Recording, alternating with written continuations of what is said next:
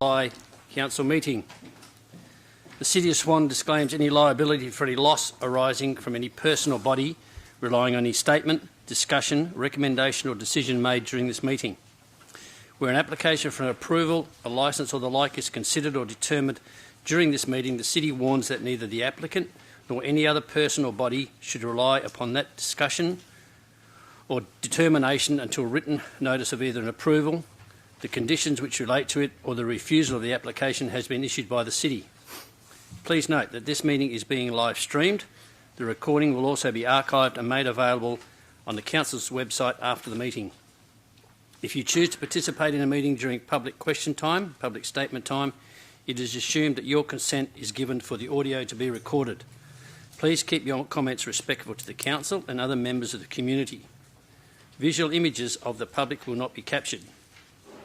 Conditions of entry: no electronic, visual or audio recording or transmitting device or instrument is permitted to be used. A person who breaches this provision of the City of Swan Meeting Procedures Local Law 2019 will be required to immediately leave the premises. Attendances and apologies. We have Councillor Scanlon in the room. How she is attending us electronically and is online. Any other apologies, Mr CEO? Mr Mayor, have no other apologies. Okay, declarations of financial and proximity interest and interest affecting impartiality are as of the agenda form. Are there no additions? Yeah, Mr Mayor, there's no other additions. Councillors or staff, any declarations of interest to be made? Thank you, councillors. Now move to public question time. Answers and questions recorded in the minutes of the meeting may be summarised in accordance with the Local Government Act Administration Regulations 1996. Questions and answers marked with an asterisk have been amended, either for the purpose of summarising or removing preambles or statements or editing. 5.1 answers to questions which are taken on notice. There were questions on notice at the ordinary meeting Council of 9th of June from Ms Naomi Jenkins, Ms Karen Mowat, Mr Terry Quaife, Ms Gabrielle Morgan, Mr Peter Dolan, Mr Aaron Bowman, Gabe and Callum Anduris and Mrs Samantha Burton. Those are included in the agenda, and questions from Mr Bob Baku have been taken on further notice. Questions relating to the report: 5.2.1 questions for which due notice is given, I have nil. 5.2 questions without notice relating to items on the agenda. I have no recorded requests for questions. Are there any questions from anyone in the gallery relating to items on the agenda? If you could come forward and state your name, please. If you just turn, yeah, if you could just turn on the microphone there in front of you. Press speak. That's it. Thank you. That's it. My name's Rad Dickerson. I live in Henley Brook. There's a lot of concern in the neighbourhood about the development contribution plan.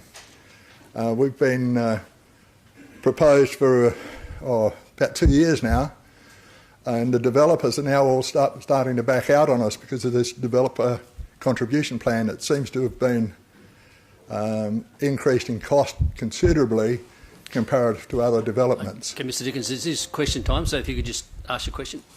Yep. When will the development contribution plan be announced for public release? Mr Vandlin, have you got an answer for that?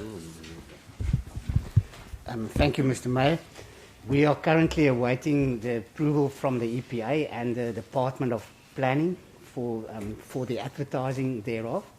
In fact, we've got a meeting with the Department of Planning tomorrow, so we would, as soon as we get the permission from those two authorities, we'll put it out to the public. Okay, because this looks like costing us $1 million each currently. Thank you, Mr Dickinson. Gentleman down the back.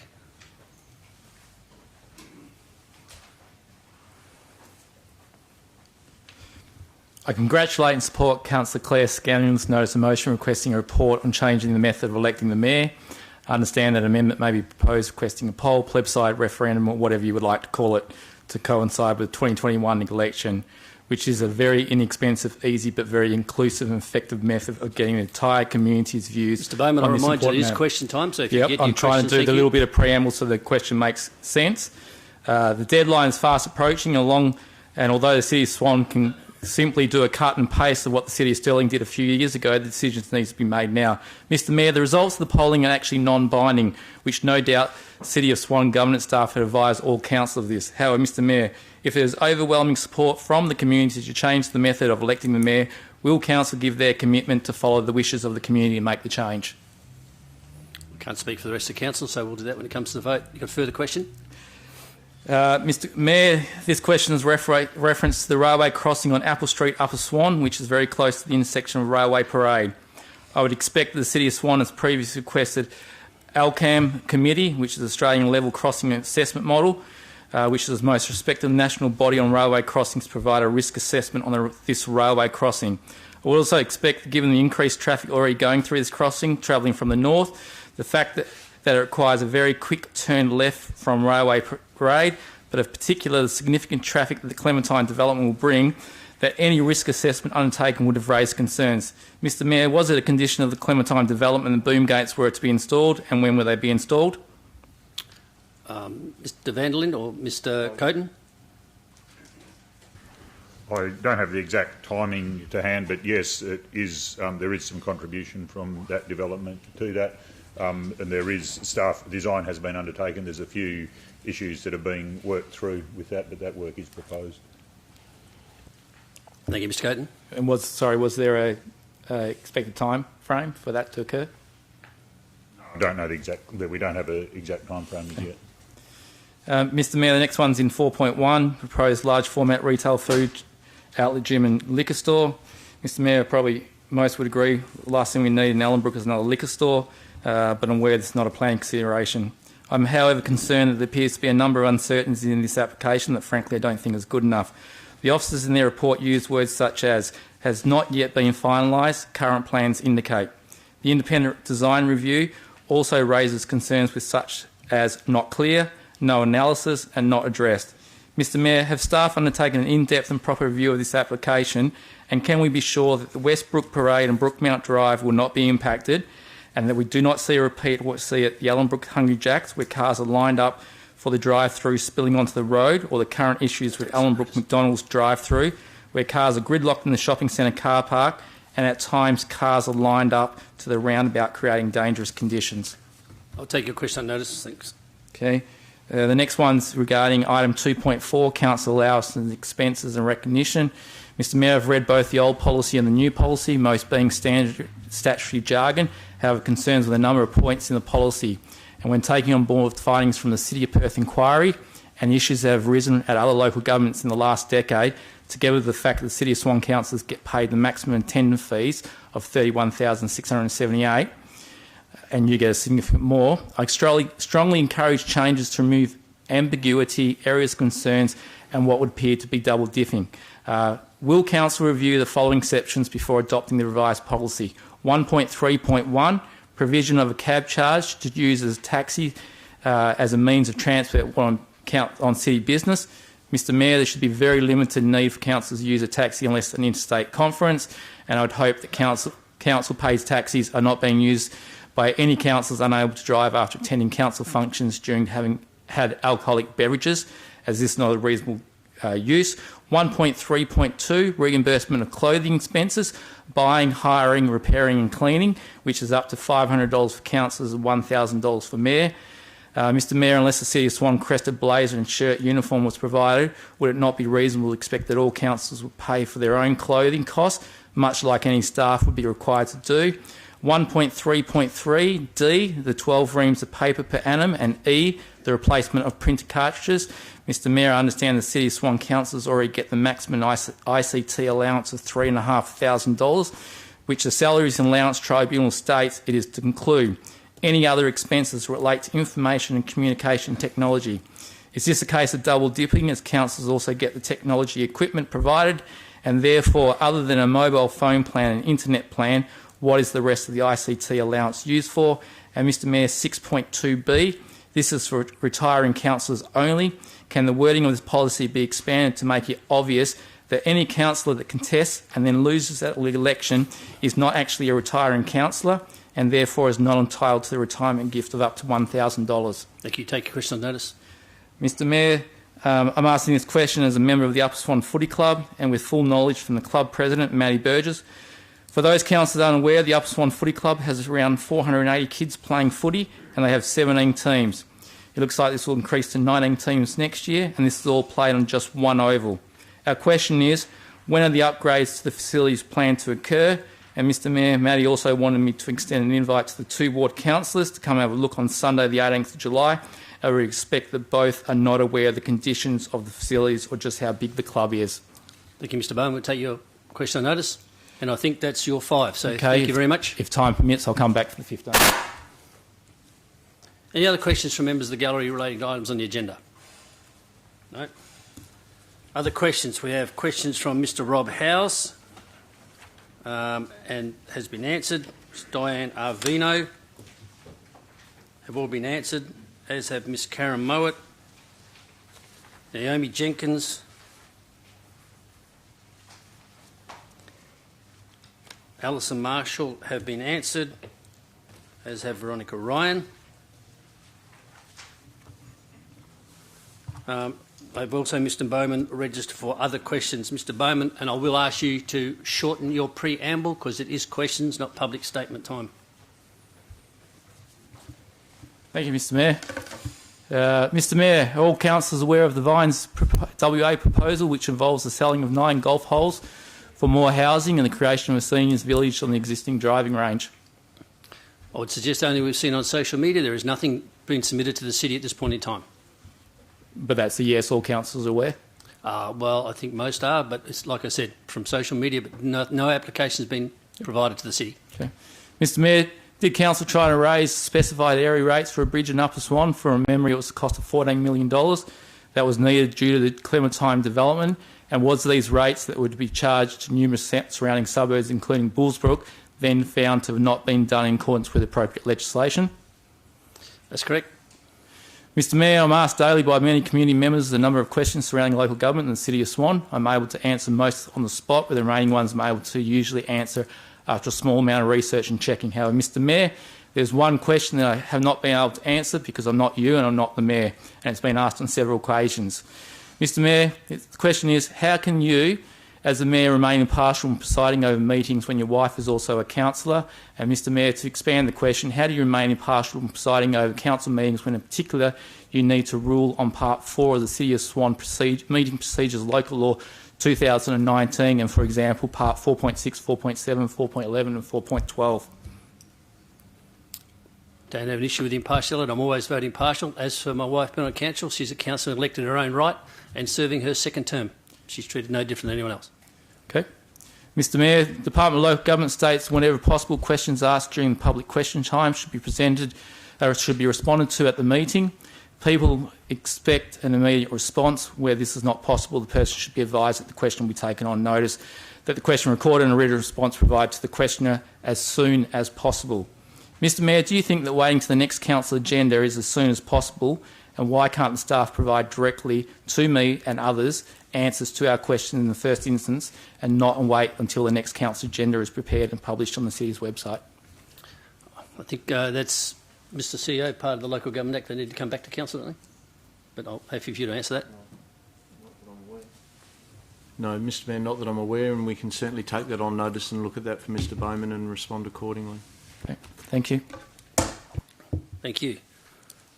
I have no other questions taken on notice. 10.2 is questions for which due notice has been given. For members' questions. Sorry, I'll start again. Sorry, guys, I got ahead of myself there.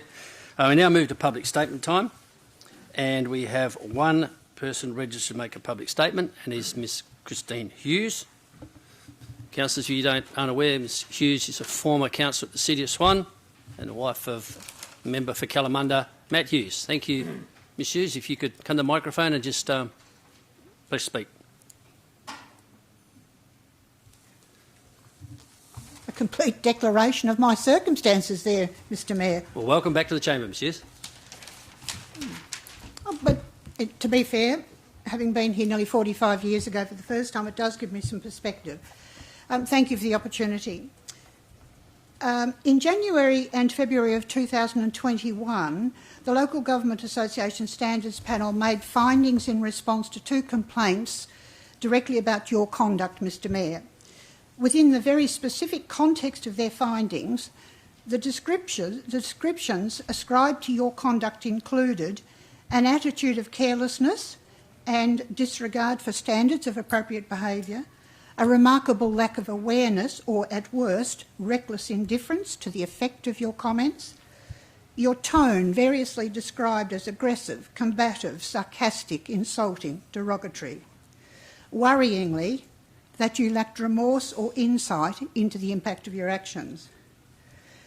Despite completing the Audit Effective Leadership training and Council's recent adoption of a Code of Conduct, I fear little has changed. On the 9th of June, I observed Councillor Scanlon rise to speak to item 13.3. Within 10 seconds, you interrupted her, saying, "Speak to the application, not a history lesson." Your tone was mocking and derisory. Councillor Scanlon maintained her composure and responded, but you persisted, and on your third interruption you concluded, "You're wasting your time, the clock is ticking." I was quite shocked that you thought that it was appropriate to belittle and badger a fellow councillor, and it contrasted sharply with the previous substantive speaker, Councillor McCulloch, who had also frequently referred to history, but without interjection or derision from you. Between March and October of 2020, a period of 5 months, the Standards Panel received 22 complaints from across 138 local government divisions. It is staggering and discouraging that more than 50% of those complaints came from one LGA, namely the City of Swan. Correlation does not equal causation, but this is a statistic I think you should reflect on when considering whether or not you really can foster harmony, respect and impartiality in your leadership role. These, combined with diligence and an open mind, go to the very heart of good decision making. I don't think they're in evidence. The constituents of the city should be given the opportunity to elect their mayor directly. It will give them confidence and encouragement that the destructive factionalism, and I personally think all of you are hurt by some of this stuff, not one group more than another, everybody is hurt by it. But importantly, we want to have some accountability for your conduct as mayor. The Swan Roads Board in the town of Guildford go back 100 years as one of the first local government authorities, and we have enjoyed a very good reputation across a number of capable mayors. I'd like to see us return to that. I think all of your constituents would, and I would encourage you to support the direct election of a mayor as going some way to achieving that. Thank you. Ms Hughes. Councillors now move to petitions. At this point in time, I have no petitions. Anyone got a petition to present? None. Announcements by the presiding member. And firstly, I'd like to welcome Councillor Carlo Perkoff, Councillor of the City of Stirling. Welcome, Carlo. I know that your councillor's on a break at the moment, and welcome for spending your time with us. Councillors, also remind you that it is NAIDOC Week, and in that light we pay respects to our Indigenous elders past, present and emerging, and recognise tonight that we meet on the land of the Whadjuk Noongar people. This is a time where we celebrate and acknowledge the ancient and unbroken heritage of our Indigenous Australians. A number of events planned for this week unfortunately had to be postponed or cancelled due to COVID restrictions. However, there are still a number of events planned for next week, and I encourage all of you to have a quick look online and find out where the nearest one may be to you. Today we also released our draft reconciliation plan. This document outlines our ongoing commitment to building a just, equitable and reconciled Australia. This plan represents years of working alongside Aboriginal and Torres Strait Islander people, the non-Indigenous community, council and staff to articulate our vision for reconciliation and a community that works together with all people to focus on cultural respect, empowerment and inclusion. You can all view the plan and make comment through the city's website. Now go to members' questions. 10.1. Questions are taken on notice from Councillor Johnson. 10.2. Notice which due notice has been given. There are number of questions, 13 in total for Councillor Johnson. 9 in one part, 2.2, and they have been answered. 10.3 questions for which due notice has not been given. There are a number further from Councillor Johnson which are also been answered. Councillor Congleton. Thank you, Mr Mayor. My question is through you to the CEO. Could the CEO please provide some criteria on the relevance of questions raised in the agenda back to council members and or to a briefing session, please? CEO. Through you, Mr Mayor, we'll do that and schedule it for an up-and-coming briefing session. Councillor Henderson. Thank you, Mayor. Sorry about the croaky voice. My question is, residents of the Vines have asked me what local planning scheme and metropolitan region scheme zonings exist on the land proposed for development by the Vines Resort. Mr Van Lien, you able to answer that, or you take it on notice? I'll take that on notice, Mr Mayor. Thank you. Take it on notice, Councillor Johnson. Yeah, Mr Mayor, just a question there about Councillor Congleton's question. That wasn't really a question. Obviously, he's got some issue with me answering questions on the asking questions and getting answers on the public record. Can you ask your question?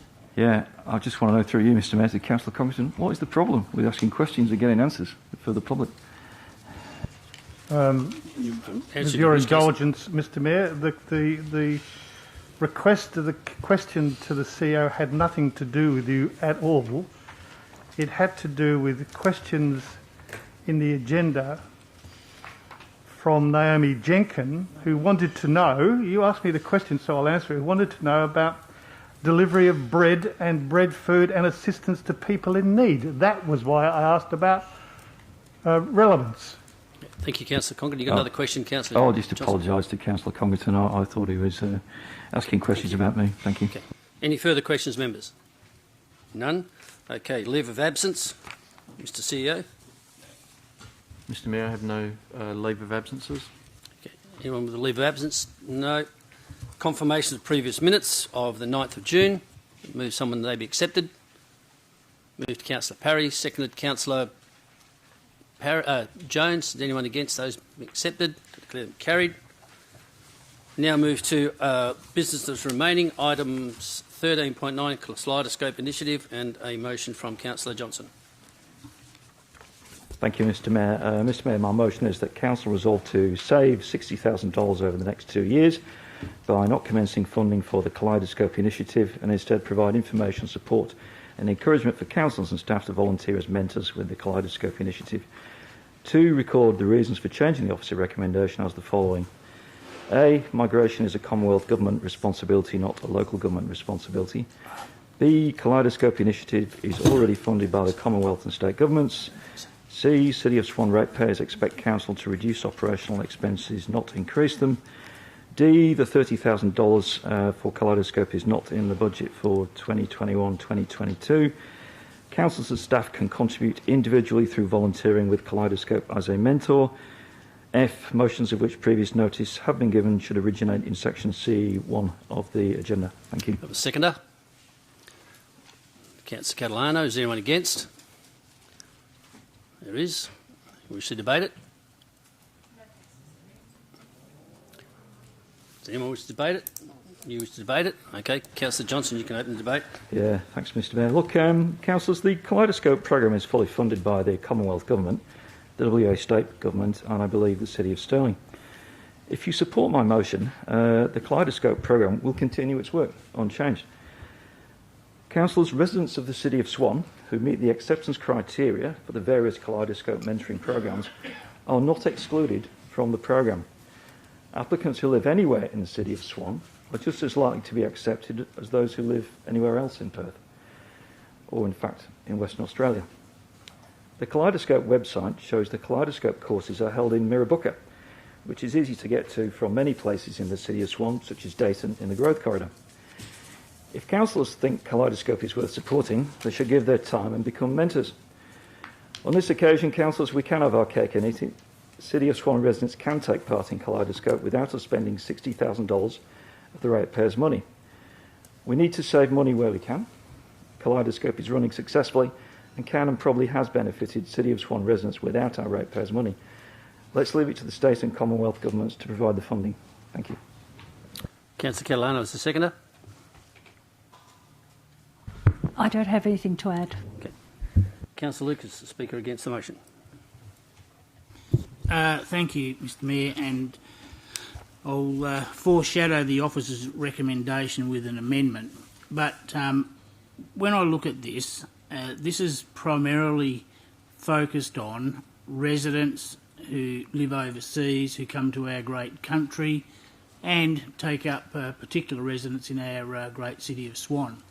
My latest figures indicate that some 38% of our residents were born overseas, and if this funding for a 2-year period can assist them to simulate to get jobs at the recognised level that they deserve, then I'm fully for it, because we're actually supporting 38% of our residents, many of who will be paying rates. We've got, I think the report says there's something like 40%, or more than 40% of people born overseas living in our urban growth corridor, part of which is in the Eltone ward, another 35% living in Beachborough and Eltone, 36% in Ballajura, I rounded that off, 38% in Midland.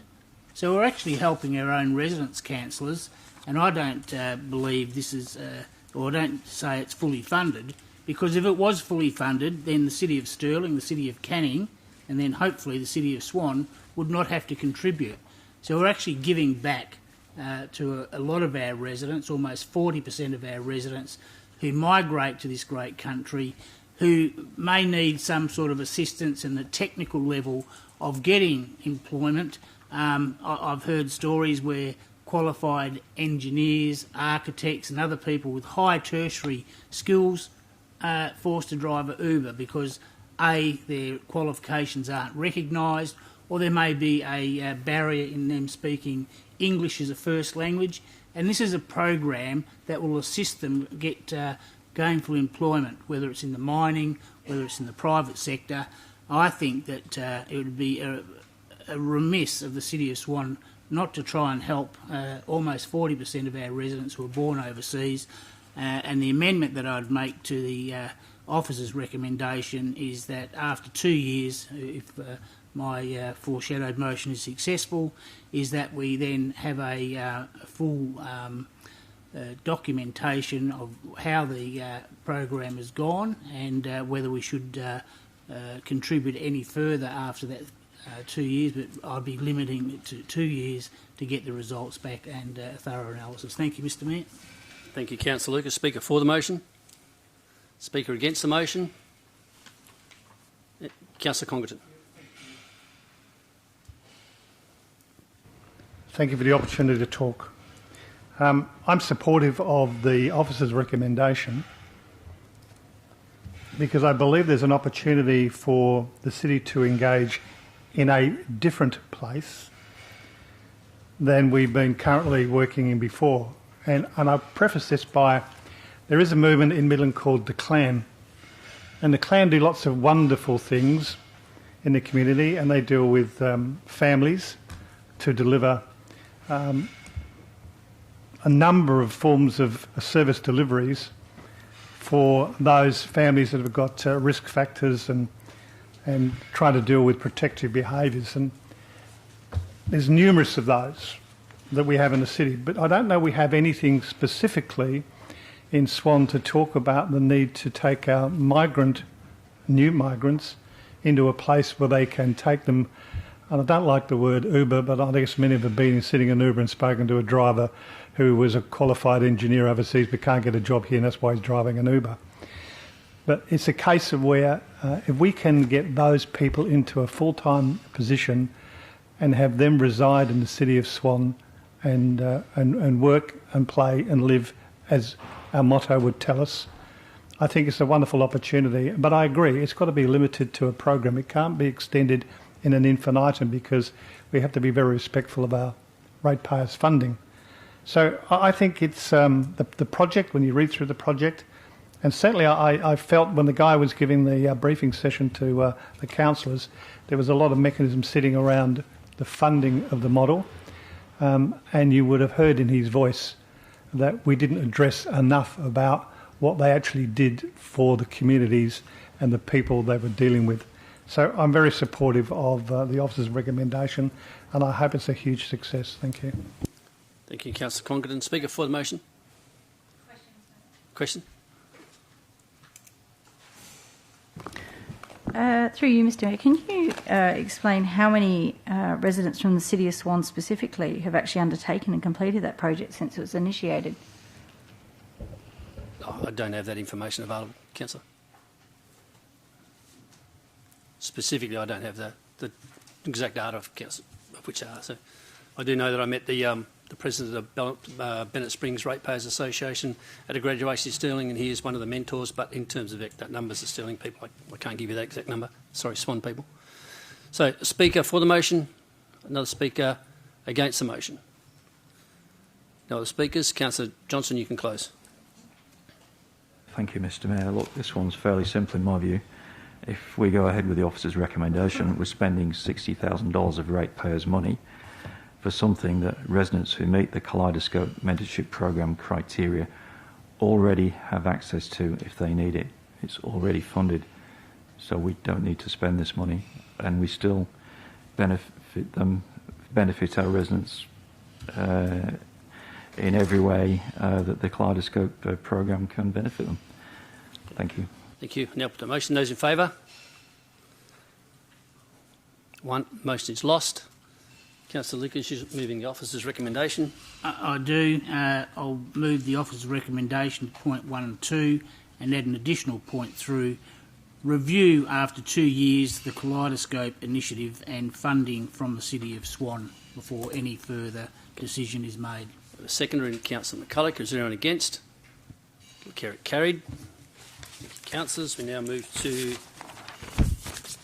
item 13.10, which is the construction pathway, Sophia Street, Bellevue, and Councillor Prodovnik.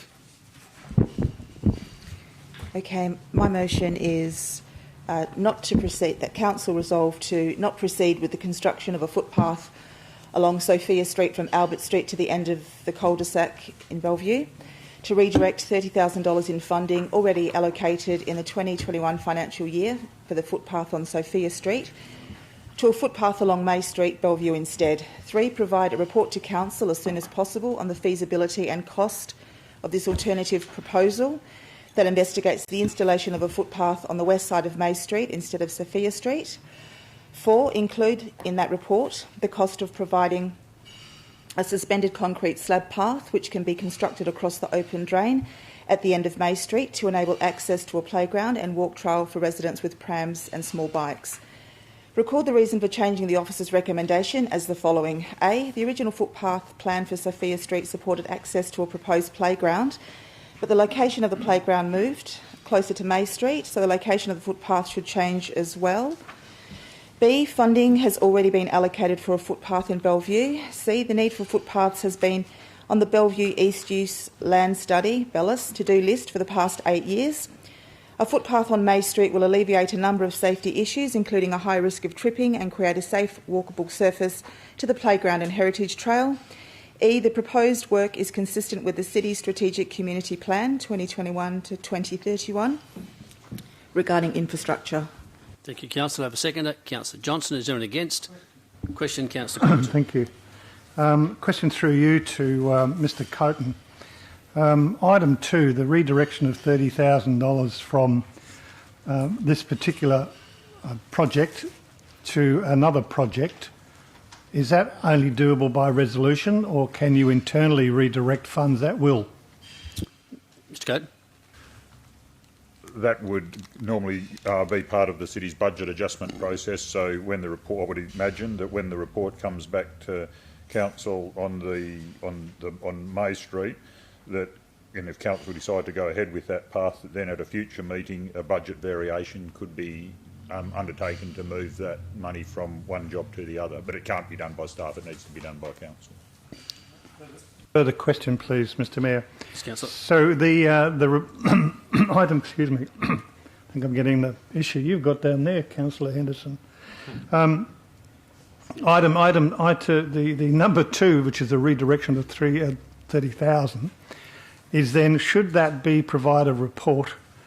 Because it seems to me that the redirection is saying redirect it, where the report is asking about the feasibility and the cost for the alternative. So I'm just wondering whether the chicken before the egg or the egg before the chicken. So I just need some clarity about that 30,000. That would be a better way of pursuing it, yes.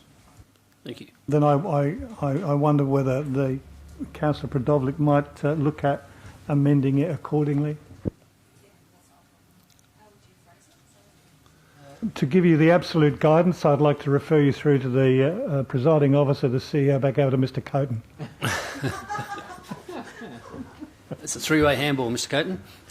I think you could probably just do it by removing section 2 altogether and section 3 becoming 2, 4 becoming 3 and 5 becoming 4. Yeah. And the renumbering.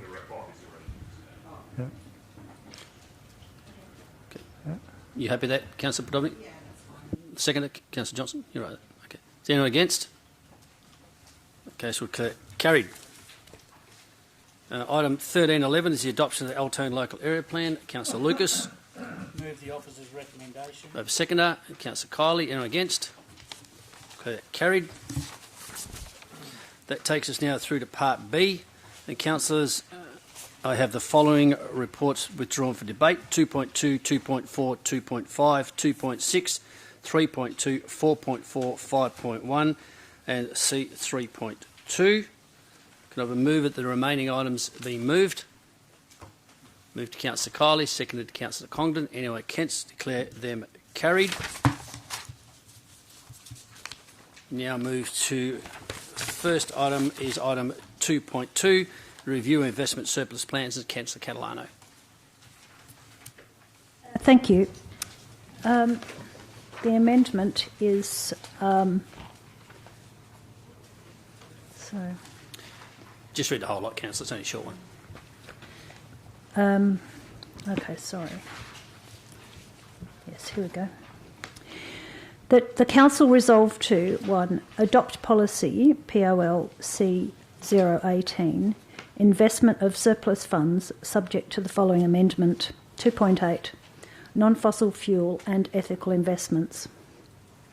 Subject to the policy objectives and risk management guidelines as outlined in this document, the City will ensure its financial investments consider the reduction of fossil fuel by investing with non-fossil fuel lending banks, and ensure its financial investments consider avoidance of unethical investments that involve the clearing of global native forests, the promotion of tobacco products, gambling and armaments, and that's gambling and armaments, and experimentation on animals. The City and its investment advisors will refer to the research of third-party bank monitoring services to determine eligible non-fossil fuel lending banks and ethical investment products. And did you want the reason for that? Do you need a reason? Yep. Yes. Thank you. The City should show leadership in how we invest our money, surplus funds, so that it is used for good as well as for profit. Okay, I have a second. Councillor Kiley. Is there anyone against? There is. Councillor Parry, you wish to debate it? Okay, Councillor Catalano, take it away. Thank you. I did put this to staff this week, and I was advised that there's no mechanism or requirement of banks to advise the City as to how they will invest these funds. But I just want to say, and I'm sure all of us here in this room got a copy of that email, but I want to say that banks are not the only investment options, and there are plenty of ethical investment funds that also give a good return out there in the market. Well, leadership. I mean, I've said in this chamber a number of times, we really do have to start thinking for the future and start thinking about the future and the kind of world that we want ourselves to be in, and also that we'd like for our children and our grandchildren. And that involves a planet that still has native biodiversity and forests that are disappearing at an alarming rate and being replaced with palm oil plantations and used for logging timber, and it really is quite a frightening concept that we should be putting our surplus funds into such trades and industries, and that goes the same for the other kinds of investments which involve armaments trade, the now just suffering that goes on through war and the trade in armaments needlessly, and we shouldn't be part of that. And the same goes for tobacco promotion, which is still on the increase globally, and it's people who can least afford to be treated who are now suffering the consequences of that. And I want to say that we're just talking about surplus funds here. We're not talking about funds that we're going to be needing to finance any of our activities in the next year. They are surplus funds. And, there is, maybe some concern here about the risk that might be involved in trying something new, an ethical funding mechanism or vehicle or fund. But, investing is not without its risks, and I think the city itself knows that because it wasn't that long ago that we lost, I believe, somewhere in the vicinity of $10 million when Lehman Brothers went broke. So, that didn't give us any, there wasn't any ethical part to it then. It was just that we lost our money and it was supposedly profit. So this is about being able to earn money from our investment, but also to be responsible and do the right thing and invest in those kind of funds and those kind of activities that we want to promote and we want to see promoted throughout the planet. So I just want to quote a few things, a few statements. There's no evidence that operating within an ethically screened investment universe produces underperformance. In fact, there are a reasonable number of ethically invested funds which have considerably beaten many of their non-screened peers. And many socially responsible funds have achieved good results.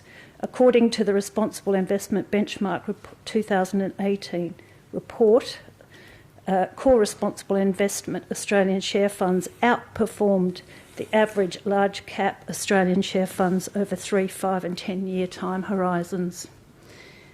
So, the other thing about it is that ethical investments might provide an opportunity to generate sustainable returns and de-risk, in fact, our profile, because as all of these activities become socially unacceptable, so does our investment in them carry more risk. And we can say that it's the same with fossil fuels, it's the same with these other kinds of activities. Anything that's harmful to the natural environment, people and animals, is going to be more and more frowned upon as people become more and more aware of these activities globally. We don't need to be a part of that. That's your 5 minutes. Thank you. Councillor Kiley is the seconder. Thank you, Mayor. First of all, I'd just like to congratulate Councillor Catalano for bringing this amendment forward, this alternative motion. Councillors, this is This stipulates nothing but to consider, and the word consider appears twice in the actual alternative motion. It's to consider the reduction of fossil fuel and to consider also avoidance of unethical investments that involve the clearing of global native forests, promotion of tobacco products and experimentation on animals. It is simply to do that only. It doesn't stipulate that we have to do anything in particular, but it does highlight the importance of ethical investment. And all around the world, boards, not that we are a board, but decision makers who direct spending are getting on board with ethical investment and divesting from a whole range of clearing of global native forests, investments in oil and gas and the like. And I think it's important that we at least raise this issue, and I thank Councillor Catalano for doing that. It's a step in the right direction. We're simply raising this with staff, that this is important to us. We're not having to actually adhere to anything by this, but we are considering this and bringing it to the forefront of consideration for the staff. This is a step in the right direction. Again, it's just to consider it when staff bring this into play. I think this is what our community want. This is very important issues for our broader community, and I encourage you to vote for this amendment, or this alternative. Thank you. Thank you, Councillor. Councillor Parry, Speaker against the motion. Thank you, Mr Mayor. First things first, the sentiment of what Councillor Catalano is trying to do, there is no question it's the right thing to do. However, as pointed out by Ms Leahy, I'll just read the email that she provided to us. We reviewed the suggestion below and discussed it with the City's investment advisors. We have been advised that the City will not be able to accommodate the proposed changes to the policy, as there is no mechanism or requirement for the banks to advise the City what they directly invest in. Therefore, we wouldn't be able to appropriately consider avoidance of the unethical investments such that you have listed. That's the major reason that we can't support it. I can't support that. Also, there's no recognition in regards to how much it will cost us to transfer over to ethical investments as well. I have no problems bringing it to a report back to budget time and considering those facts. I have absolutely no issue with that issue. I have no issue with that.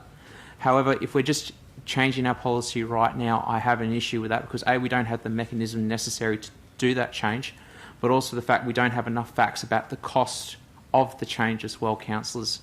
That's the only reason why I'm voting against it. Thank you very much. Speaker for the motion. I've actually just got a question. Yes, Councillor Podolny. To, I guess, Councillor Catalano. I think this motion, I wanted to ask you, you've kind of focused on banks. Would you consider fund managers who manage diversified portfolios and sustainable and socially responsible companies?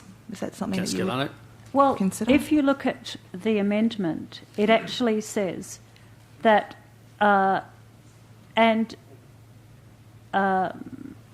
ensure its financial investments consider and ethical investment products. You see that? And will determine eligible non-fossil fuel lending banks. The banks are just for the fossil fuel lending banks. And it's the last, and ethical investment products. Do you know what an ethical investment product is? It is basically a managed fund or, pardon? Yeah, no, I'm asking Councillor Podolny. So, in fact, there's a whole range of ethical investment vehicles or products out there. I mean, and they're not just offered by banks. There are all kinds of... in fact, banks themselves do offer them, but there's also other, funds that will do it. So it's just a question of actually...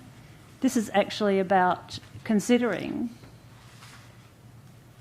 as well as considering non-fossil fuel banks, you look at ethical investment products and investing the surplus funds in that. I was only asking because I didn't think it was that clear. It seemed to focus a lot on banks as opposed to... No, well, the banks is to do... That was already in there, and I haven't changed that bit about fossil fuel lending banks because that was actually already in the policy. I haven't changed that, but I've just said that actually... Are you happy with that, Councillor Podolny? Do you understand that? Okay, thank you. Right. Councillor Jones. Thank you. Question to the CEO, probably, or Ms Leahy. The Lehman Brothers money that we lost, how much of that was retrieved? Ms Lay? Through Mr Mayor, I don't have the figures to hand, but the majority. Okay. But it wasn't 10 million? No. $500,000 left to recover of the 10. Thank you. Sorry? Not recovered. Okay, thank you. Okay, Speaker for the motion. Speaker against? Councillor John speaking for. Oh, that's right, Mr Mayor. Yeah, it's an interesting motion, this, Mr Mayor. Look, taking it in parts. First of all, non-fossil fuel lending banks. I believe that's something that we're already doing. And if I just look online, I can find ME Bank and Bank Australia are non-fossil fuel banks. So these organisations do exist. And ethical investment products, those are also quite common. So they're not unusual. They've been around for an awful long time. And looking at a company you will have heard of is Perpetual, offer an ethical investment fund. And doing this on the fly is a bit challenging, but there's at least one here. Yeah, ethical managed funds, established in 1985. So this is part of the investment landscape. It's been around for a long time. In fact, I'm pretty sure that when I was consulting in IT and in wealth management, most organisations there had ethical managed funds and ethical investments. So we're not doing anything unusual and radical. To address the specific issue that Councillor Parry has of why are we doing it now? Well, simply because we're reviewing the policy now. So it's on the agenda. The staff have put on the agenda the policy review, investment of surplus funds. So that's why we're doing it now. We don't do it when the budget comes along. We're doing it when we review the policy. So that's the reason to do it now. Thank you. Speaker against the motion? Question, Councillor Lucas. Thank you. I want to support the amendment, but I want to ask a question through the CEO to Ms Lay. Is it achievable? If the motion, the amendment's adopted, are staff able to carry out the intent of the proposed motion? Thank you. Ms Lay? Through Mr Mayor, in discussions with our investment advisors, no, it's not possible. Thank you. Further question, Councillor Lucas? Okay. Any further speakers? Question. Go. Councillor Kiley, got a question? I just want to be certain. The word, it's simply to consider. I'm a bit astounded by the staff response. Are we saying that we cannot even consider the reduction of these sort of investments? I just want to... Ms Lay? Through you, Mr Mayor, through discussions with our investment advisors, we don't actually have a mechanism to do that, undertake that consideration. There's nowhere that they can confirm that our authorised deposit-taking institutions actually invest in ethical activity. And because there's no requirement, as there is for identifying non-fossil fuel lending activity, we can't, in all good faith, say that we can consider it in the same way we do non-fossil fuels. Further question? To follow up, it seems like there has been some consideration of this sort of investment being undertaken already.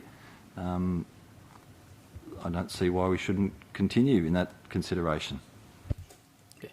Councillor Johnson, I think you had a question. Yeah, my question really related to when we're making these investments. If there are clearly financial organisations out there that are able to do this, why can't we invest in them? Why can't we just invest in different things to what we're investing in now? Slay? Through you, Mr Mayor, we have specific approved investment types that include banks, building societies, credit unions and bonds that are guaranteed by the Commonwealth or the state. And it's very limited following the activity that happened previously where people invested in CDOs, etc. And the regulations were then tightened very much for local governments. Okay. Any further speakers? Councillor McNamara, you got a question? Just to speak against this. Speaking against the motion. Thank you. I have an issue with this, and I also have an issue with Councillor Parry's reasoning as well as supporting this. or supporting it in principle. I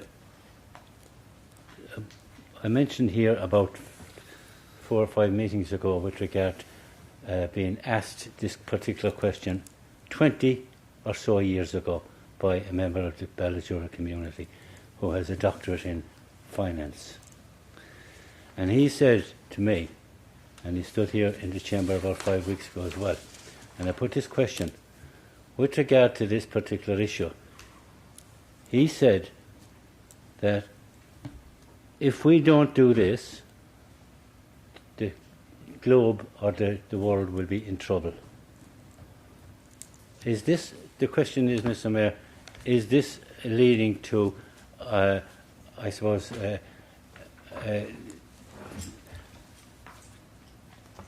what we call a clean air situation? We have to remember, Mr. Mayor, that we are not dealing with our money.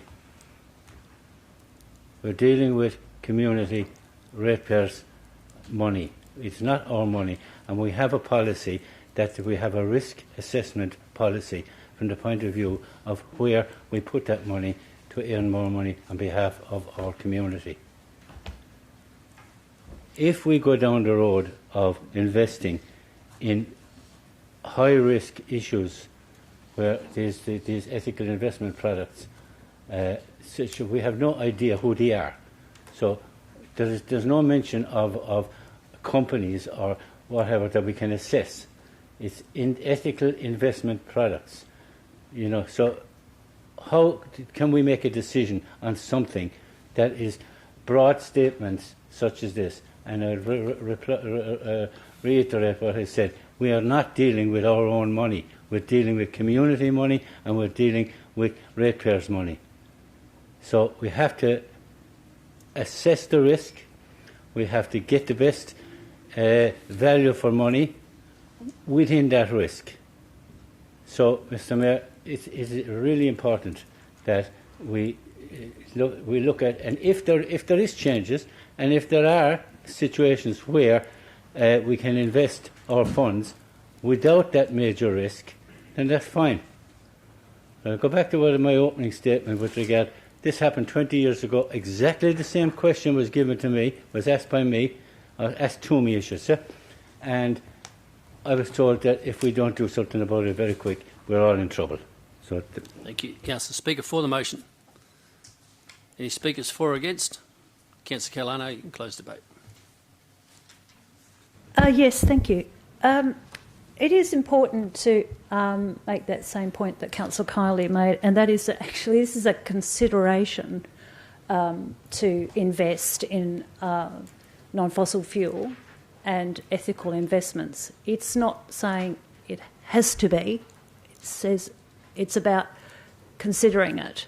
So, you know, if the advice is that at the moment there's some kind of statutory or some kind of obligations where, you know, local government isn't allowed to invest in ethical investment, which, you know, if that's the case, perhaps in the future, and maybe in the not too distant future, in fact, that may all change. And very likely, the way things are going, it will change, because these are becoming much more important considerations for a lot more people globally.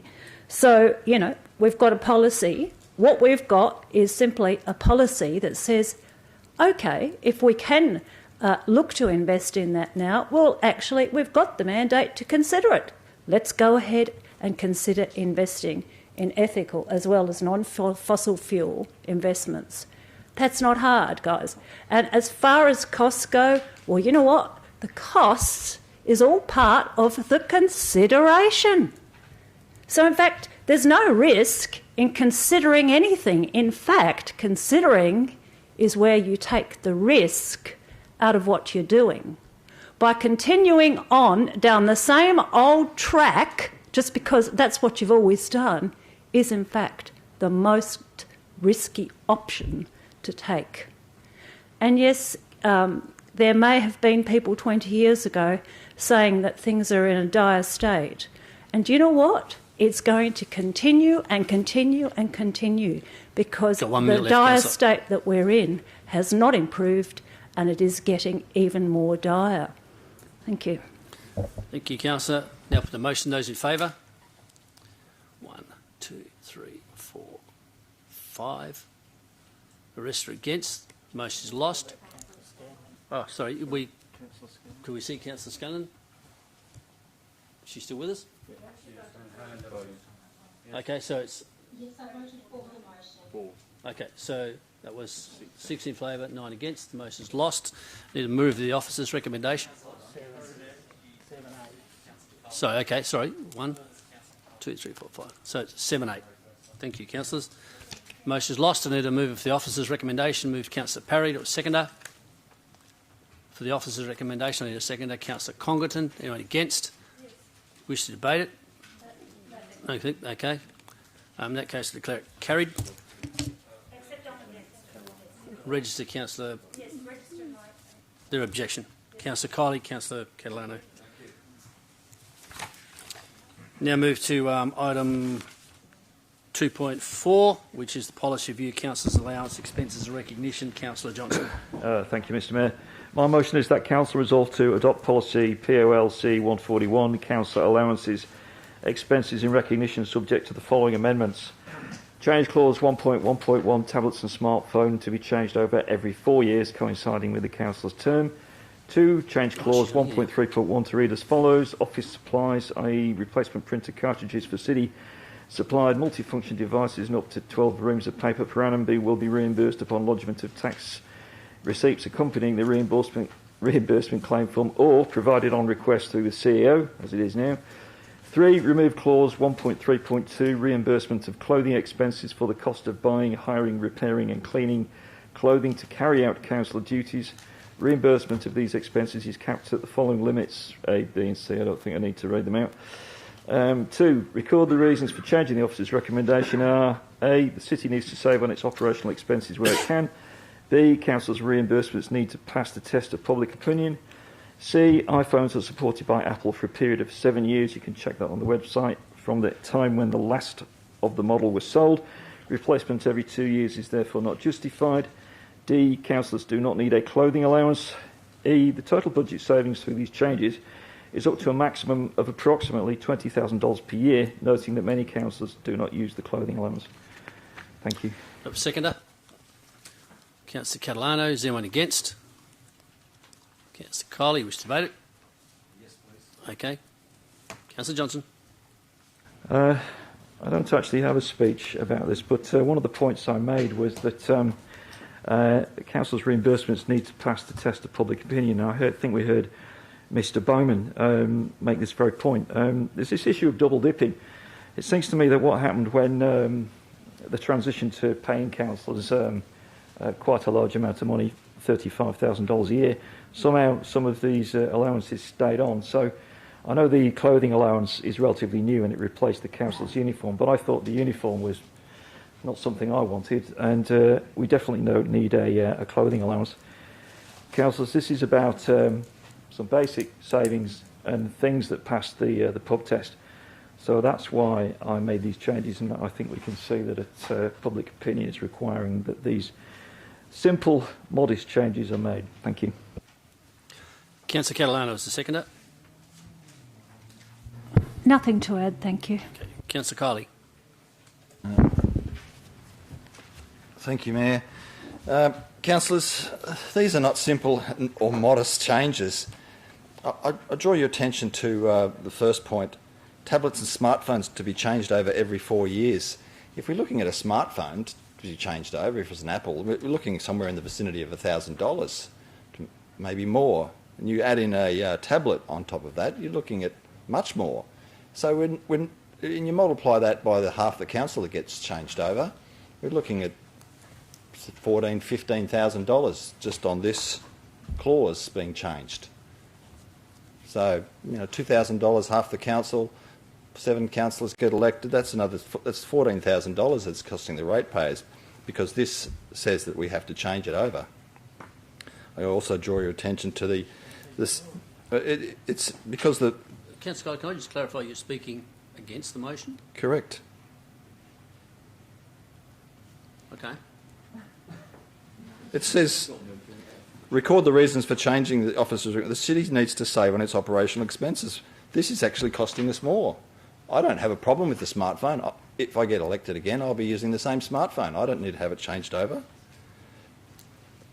Have I got the completely wrong? I think you have. Yep. You're certainly speaking Well, against Councillor. This is the problem with COVID. See, I haven't got my glasses on. So I was actually looking for a speaker against the motion. You put your hand up. I am speaking against it. Well, it certainly doesn't sound like it. I don't want them to be changed over every 4 years. Could you just clarify? But I still don't want to specify that they should be changed over 2 or 4 years. I don't like this motion. I don't like the fact that we're looking at removing clause 1.3.2, reimbursement of clothing expenses. I think that there are councillors who may get elected who may need to use the clothing expense. I don't want to remove that. I myself had to buy 2 suits when I got onto this council. I didn't have a suit in my wardrobe, and I used that. I haven't actually used it. I had the ability and probably the capacity to go and buy it, but there are going to be councillors who get elected to this chamber who are going to need that clothing allowance. It's Councillor Johnson's statement that councillors do not need a clothing allowance. I don't know how he can speak on behalf of myself or anybody else on the council. There are councillors who will need that clothing allowance. I didn't make use of it, but there will be those that do. Changing it to change every 4 years or 2, I don't disagree with. I don't think we should stipulate that. I will be using the same mobile phone because there's nothing wrong with it. I occasionally change the cover on it. The mobile phone works fine. Change the cover and it looks brand new. I love it for a few months because I think I've got a new phone. So I can't support the motion. I know you're a little bit confused about why I'm arguing against it, but overall I think that this idea that we need to be cutting down councillors' pay or reimbursement costs is ridiculous.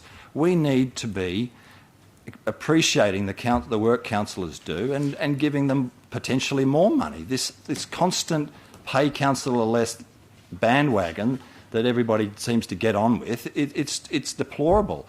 We need to be saying to councillors or potential candidates that we value what you're going to be doing for this community. You put in a lot of time, and you all know you put in a lot of time. There is so much time put into this job. You're available pretty well 24/7. Let's not keep get on the bandwagon of bashing councillors, the bashing bandwagon, and say we need to keep cutting down on their costs. I disagree with that. I think that clothing allowance should stay. I think we can actually save money by not having the 4 years. I think we need to change the 2-year clause as well. But it's available to do that, but don't mandate it. So I just think I just can't support the whole reasoning behind the motion. Thank you. Thank you, Councillor Coley, for that. Speaker for the motion. Speaker against, Councillor Lucas. Thank you. And it's very refreshing to hear Councillor Kiley speak about people who, when they get on council, may not have a suit or may need to buy some clothing to come along to such a function as tonight, a meeting. But more importantly, and I've actually asked the officers for the figures on the clothing allowance specifically. So of the $8,250, which is allocated each year for councillors to purchase clothing, in the last 2 years there's been a spend of $2,447 with $13,000 not being spent. So there's several councillors, and I'll put my hand up, I'm one of them, when I was the mayor and as the deputy mayor, when I was meeting particularly parliamentarians, both state and federal level, when we go to Canberra and you have 8 meetings in a day, and this year, thankfully, the new CEO and Daniel Newman, who accompanied with us, they actually had a stepper meter on their watch, and we were walking between 10 and 12 kilometres a day. You cannot go to Parliament House and wear the same shirt and the same suit for 3 or 4 days in a row, walking up to 12 kilometres, so over the 3 or 4 days, close to 40 kilometres in the same outfit. So there is a requirement, and the only reason we go to Canberra for our advocacy program is to try and get federal grant money, which saves our ratepayers hundreds of millions of dollars. But just locally, we get asked to go to school events. We've got NAIDOC coming up this week. So I believe that the uniform allowance should not be changed, and I thank those councillors who haven't decided that they needed a new jacket, or the ladies perhaps a new outfit. But you are entitled under our current allowance to do it. Nobody's abusing it. It's not like the City of Perth came into for some very hard criticism, because I think there was an abuse of the allowance system. But out of the $16,500 in the last 2 years, not even $2,500 has been spent.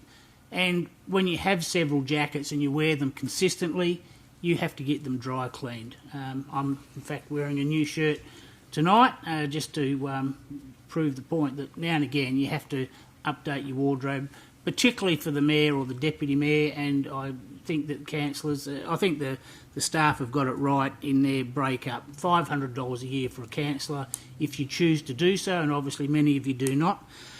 In regards to the phone and the iPad, I don't see any difference. The items are actually depreciated, and the councillors have an opportunity of purchasing them or handing them back, and when they're handed back they go to city staff, so there's no loss of money. The city doesn't have to buy new phones or tablets to then pass on to city staff who may be in need of the same sort of technology. And as you know, technology, particularly in phones and iPads, change all the time, and it's good to keep abreast of the current information. And with regards to the office supplies, I see no issue in the item 2 because it says you can still get your ink cartridges or your paper if you need it through the CEO. So I don't support the amendments, and I can't support Councillor Johnson's proposed motion. Thank you. Okay, Speaker for the motion. Speaker against. Councillor Congleton. Thank you, Mr Mayor. It reminds me of when I used to live in the shoebox in the middle of the road and lick tar for dinner. The mentality of saying what we can do is let's push everything down, and commentary such as the councillors don't need the clothing allowance, or we don't need the smartphone. Interestingly, Apple talk about 5 years, not 7 years, and if you want to check that on the website, Councillor Johnson, you can do that too. The mere fact that things like Apple and all the other major phone users turn their phones over by the millions each year with people wanting new, smarter technology. We are in the new, smarter technology business. We communicate with a lot of our ratepayers by this medium. And if you think about the clothing allowance, $500, I remember when we did get 4 shirts, a jacket and 2 pair of pants with an emblem on them, and I don't know why they disappeared, why we weren't doing that as a council uniform, but I think they ended up being almost double the amount of money that's currently sitting here under the council's allowance. But it's interesting that the commentary is that we're well paid as well. I talk to my ratepayers, and friends say to me, Mel, do you get paid for the job you do? I said, yeah, I do. And I tell them how much I get paid. And they say, are you serious?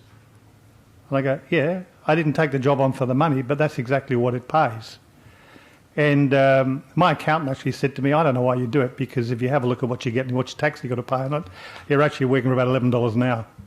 And I don't know anybody's working for $11 an hour unless you happen to be that person in the shoebox licking tar off the middle of the road because you're hungry. So, it was already said earlier that the position of the tablet and the smartphone is depreciated. It is, and it always has been. And you have the opportunity to, at the end of the 2 years, to pay the city the balance of the depreciated value and keep what you've got and or hand it back. That is your right. And it's happened to me on a number of occasions in my previous 15 years on council. But I just find myself in the commentary is around everybody's buying suits and shoes and shirts. Everybody's getting a brand new phone every 2 years and a new iPad. This is what they're doing, and thankfully we have the commentary from the Deputy Mayor that tell you that's not the case. So all I can say in this chamber, if you have a need of a new outfit and there is an allowance to do it, go and buy it. It might make you feel better. You certainly might look better, and you might not wear it out as quickly as if you hung on to it for 4 years. Now, I'm well aware of the $140 suit you bought, Councillor. You've told me about 5 times. Thank you, Councillor Johnson. I'm not sure which shop you bought it at. Perhaps you can enlighten me. Thank you. But there is a position. If you don't want it, don't get it. And then that's how it is. Thank you. Thank you, Councillor Conklin. Speaker for the motion. Any further speakers? Councillor Johnson, I'll ask you to close. Yeah, thanks, Mr. Mayor. I'll just mention to Councillor Congleton, if you are going to do the Yorkshireman sketch, you probably ought to get it right. So, I'm not from Yorkshire either, but basically it's about you've got a bed in the middle of the road with nothing but a cup of sulphuric acid to drink. That was the exact phrase. But, councillors, it's a very difficult issue to address this because I've heard some quite illogical arguments tonight. So the bit about changing tablets and smartphones over is not increasing costs, it's actually reducing costs. It's reducing them from changing over every 2 years to changing over every 4 years. So it's reducing the cost, and that's the objective of this motion. And secondly, I think we've heard, we've heard a bit of public opinion tonight, and I think $35,000 a year for what a councillor does is quite good pay. It's certainly a lot more than what councillors get paid in Yorkshire, believe it or not. And as a result, I think councillors can buy their clothes out of their fees. They don't need a special allowance. And I'm old enough to remember when I was back in Yorkshire, working down the coal mine, that when I got promoted into the office, I had to wear a suit every day, and I didn't have a clothing allowance for it. So I think we've got to get to a kind of a flat fee structure here, where we get a fee, and out of that we buy the things we need. So there isn't any double dipping, as Mr. Bowman mentioned. So, councillors, I do urge you to vote for my motion. Thank you. Okay. Now put it to vote. Those in favour? Councillor Johnson, Councillor Catalano. The rest are against. That fails. Councillor Scanlon. You are now on my screen, Councillor Scanlon, so I can see you now. And Councillor Scanlon. So the most is lost 3-12. Move the officer recommendation. Move them. Yes, move the officer's recommendation with the following amendment, which is item 1.1.1 to include the words of Councillor Johnson, or provide on request through the CEO, and that relates to ink and paper allotments, printer paper. Thank you. Okay. Do I have a seconder? Councillor Congleton. Is anyone against? Carried. Now move to 2.4, which is 2.5. Sorry, councillors, policy review, live streaming, recording of meetings, and councillors. Because we've got 2 amendments here, I'll be moving the officer's recommendation to get a mover and a seconder, and I'll be calling on Councillor Johnson then for the amendment. So, can I have a mover for the officer's recommendation, Councillor Parry, and a seconder? Councillor Congleton. Councillor Johnson, you have an amendment, so we'll deal with the amendment first. Yeah, thank you, Mr. Mayor. My proposed amendment is as follows. 1, to include the following amendment. Amend clause 2.3b to require recordings to be retained as part of the city's records for at least 7 years, or in accordance with the State Records Act 2000, whichever is the longer period of time. 2, record the reasons for the amendment are recordings of live streaming should be retained for a longer period than 1 year for reasons of transparency. The long-term digital storage costs are relatively low and decreasing. I have a seconder. Councillor Kiley. Is there anyone against? Question. A question, Councillor Lucas. Thank you. Through to the appropriate staff member. In accordance with the State Records Act 2000, what is the time frame that documents or recordings are to be retained? Miss Albright.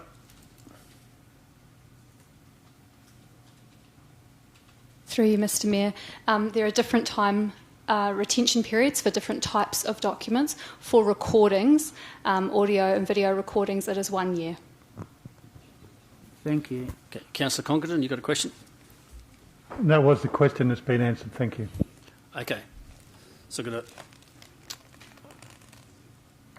So, is there any... I lost my train of thought now.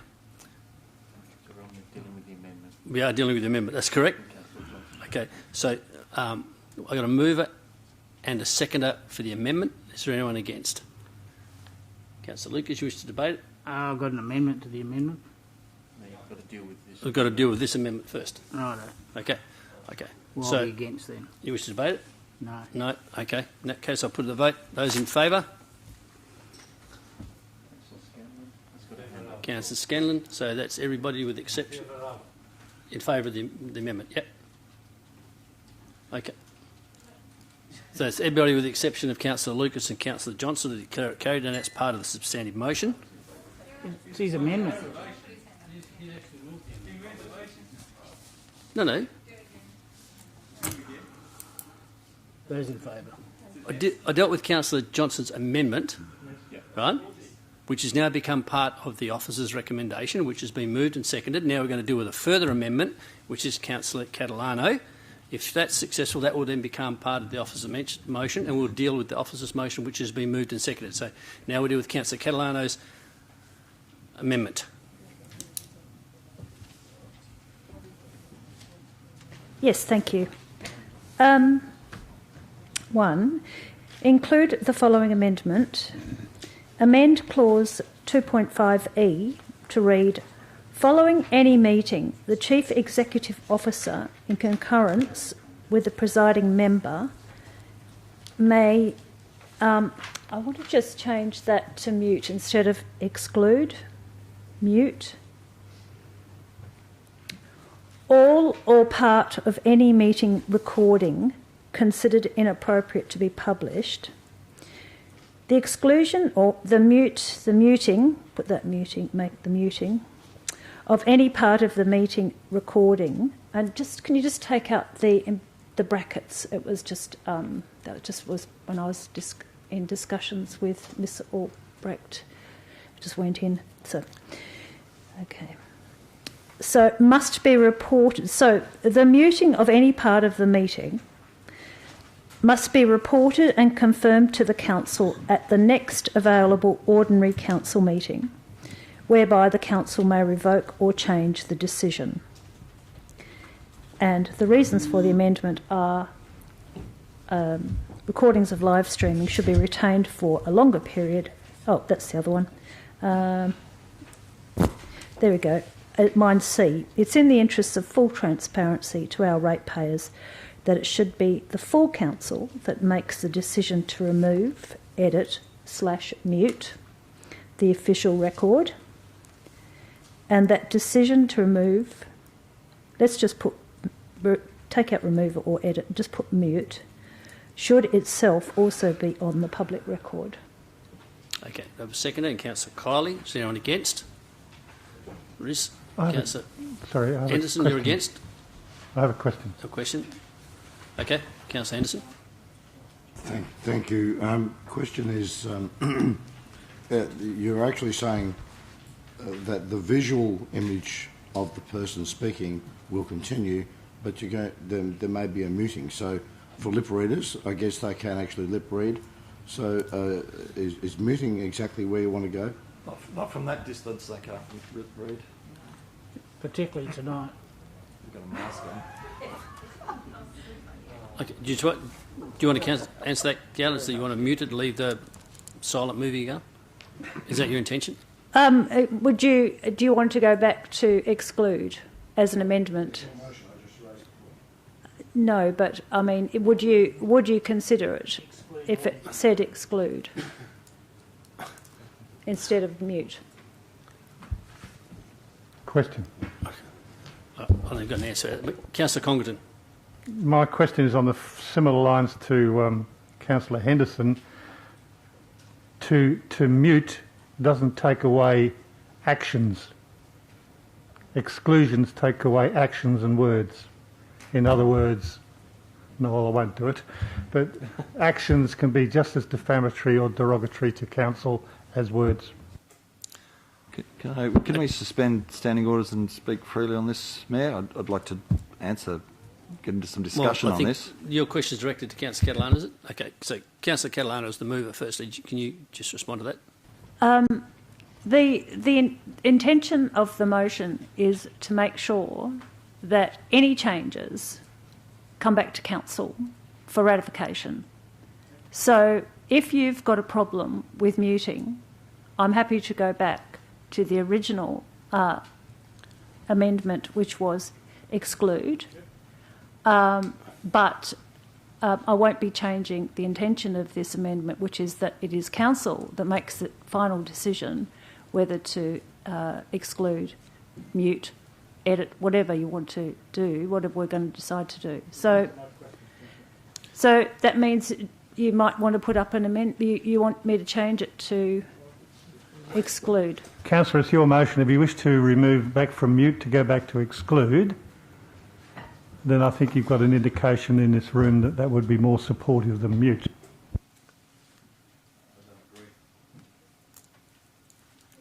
Well, then you...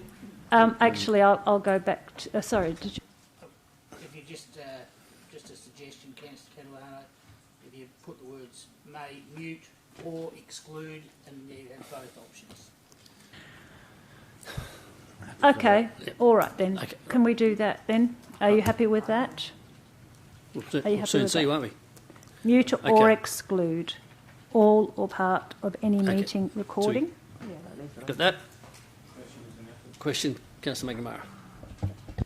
Apologies for this, Mr. Mayor, but it's rather confusing the way we jumped into this amendment, because I don't really believe, Mr. Mayor, that we actually finalised Councillor Johnson's motion or amendment. Yeah, we did. Because Councillor Johnson's motion said whichever is the longer period of time.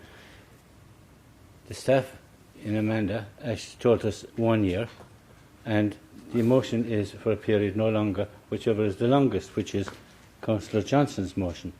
Well, I'm sorry, Councillor McNamara, we've already actually moved and voted on it. I understand that, Mr. Mayor, but it's rather confusing. So, well, I think, yeah, it was, but now we're dealing with this other one. So now Councillor Catalano has moved the wording back. Thank you. Mute or exclude. Okay. May mute or exclude all or part of any meeting recording. So okay. I'll ask a further question. Is there anyone against? Okay, if there's no one against, declare that carried. That becomes now part of the motion. Councillor Lucas, you indicated amendment, or you're happy now?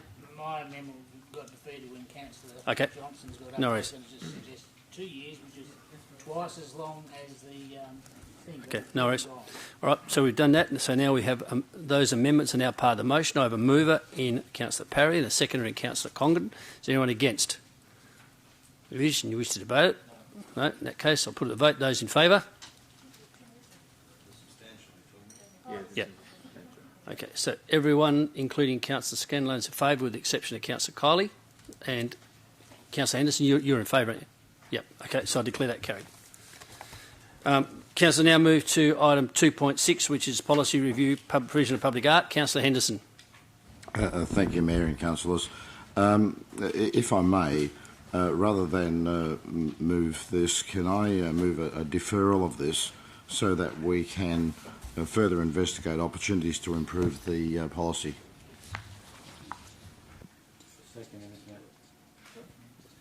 Okay, I've got a secondary Councillor Kiley. Is anyone against deferral? Okay, carried deferral. Councillors, now move to item 3.2, Noongar Artwork Commission for the Council Chambers. Councillor Congleton. Thank you, Mr. Mayor. Councillors, Council resolved to defer consideration of this item until the ordinary meeting of Council to be held on the 25th of August 2021. And the reasons for the deferral are the proposed resolution is not in keeping with the original motions nor the amended motion, In the amended motion, the proposed artwork would not be visible from live streaming and only partially visible from the gallery. B, requests the Reconciliation Action Plan Advisory Committee to revisit the officer's report based on the information provided below. I assume you don't wish me to read all out the two motions below. Just the changes. Sorry? Just the change. Well, the bold. Sorry, Mr. Mayor. The bolded one is part of the original. I have just highlighted that, but that's actually part of the original 21st of October council motion. It was then revised and amended accordingly. Okay. Okay. Do I have a seconder? Councillor Parry. 0 against. Carried. Now move to 4.4, which is the parcel change of use, food and beverage production additions, existing winery restaurant, lot 123, number 38, Swan Street, Henley Brook, and Councillor Zanino. Thank you, Mr. Mayor. Councillors, I move that the council resolve to 1, not accept the advice of the Swan Valley Planning Committee and approve the proposed partial change of use to food and beverage production and additions to existing winery and restaurant lot at lot 123, number 38, Swan Street, Henley Brook, subject to the following modifications. 1, the proposed parking bays numbers 1 to 52 situated along the western boundary of the lot are to be deleted. 2, the proposed 23 overflow car parking bays between the vines are to be deleted. 3, 42 parking bays are to be provided along the southern side of the new property access driveway. 4, the extent of the western boundary from which the proposed 52 bays have been deleted is to be subject of a new landscaping plan that deletes the proposed 27 apple trees and provides for low-level screen planting to a height of 1.5 metres, and subject to all conditions within the officer's recommendation, with conditions 7, 8 and 9 modified as follows. 7. Prior to application for a building permit, the applicant owner is to submit to the satisfaction of the Chief Executive Officer a landscaping plan reflective of the Council's required modifications that deletes the 27 proposed apple trees along the western boundary of the lot and provides low-level screen planting to a height of 1.5 metres. 8. Landscaping as depicted on the approved landscaping plan shall be maintained at all times to the satisfaction of the city. And 9. Prior to the occupation or use of the development, 125 vehicle parking bays, inclusive of 2 Acrod bays and 2 dedicated bus bays, must be provided on the lot in accordance with Council's required modifications to the parking layout. The design of the vehicle parking and access must comply with AS/NZ 2891.1 as amended, and Acrod parking bays must comply with AS/NZ 2890.6 as amended. Seconded Councillor Johnson. Is anyone against? Sorry, Henderson. Yep. My apologies. I don't know which one I need to apologise to the most. Is there no one against? We'll declare that carried. It's a question. I have a question. Why are the apple trees? Why is it low screening trees instead of the 27 apple trees? Councillor Zanino. Thank you for the question. The apple trees that were proposed to be planted along that western boundary were going to actually be planted underneath a line of mature trees, and therefore the apple trees would certainly be struggling. They wouldn't grow. Plus, the apple trees are deciduous. They lose their leaves, so for most of the year they wouldn't be useful as a screening.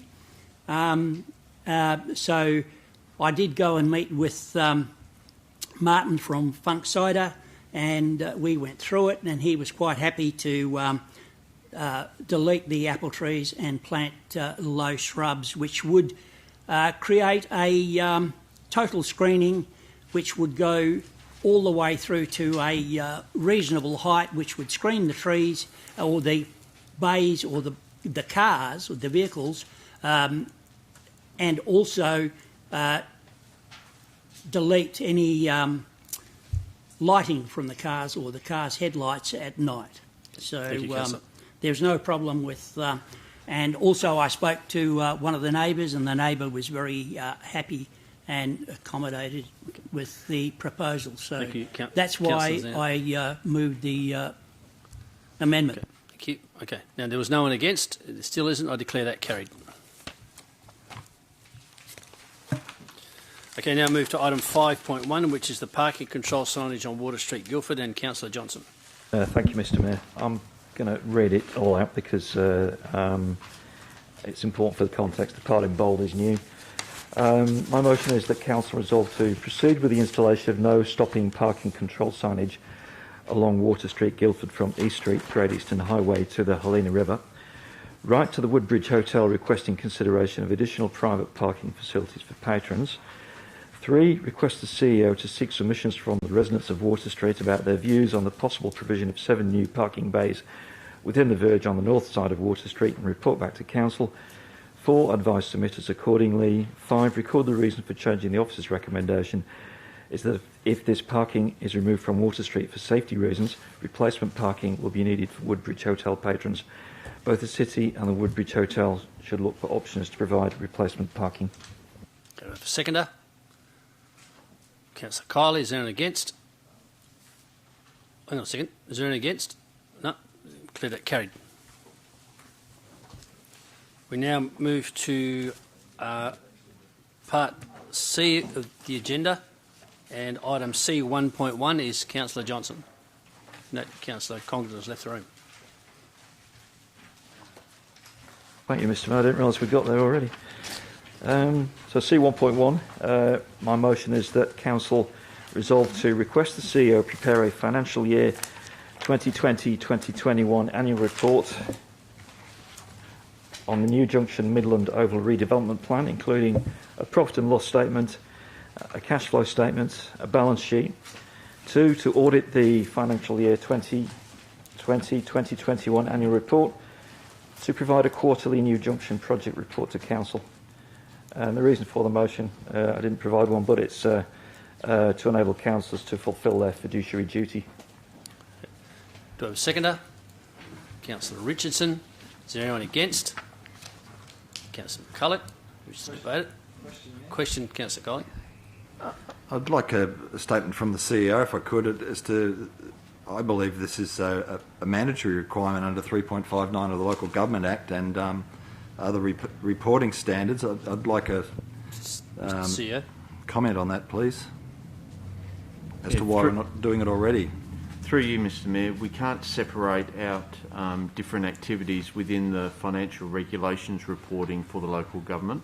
But what we can do is we can produce project management reporting, which is what we've provided there within the officer comment.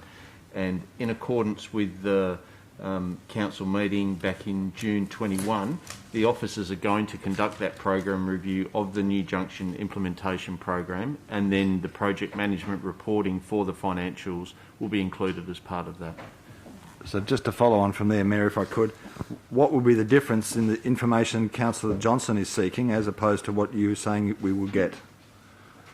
CEO.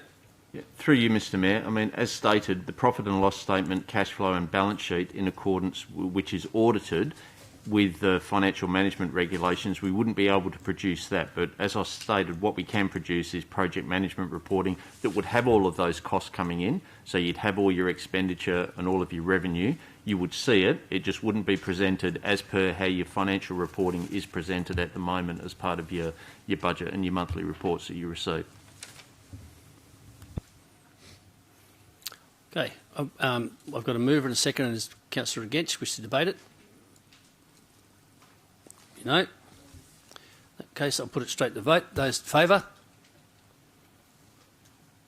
1, 2, 3, 4, 5, 6, 7. Councillor Scanlon's 8 is carried 8-7. Now move to item C 1.2, which is Councillor Scanlon. changing the method of electing the mayor.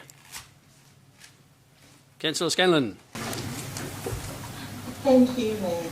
So my motion reads that the Council resolve to request the CEO to prepare a report for Council on the process and the implications of changing the method of electing the Mayor from Council selected to popularly elected, including the option to hold a referendum to seek electors' views on this matter at the ordinary Council election October 2021. The reason for the motion is a motion for the Mayor to be publicly elected was raised at the annual electors meeting held 9 March 2021. It was something that the community has expressed an interest in and that Council should give further consideration to.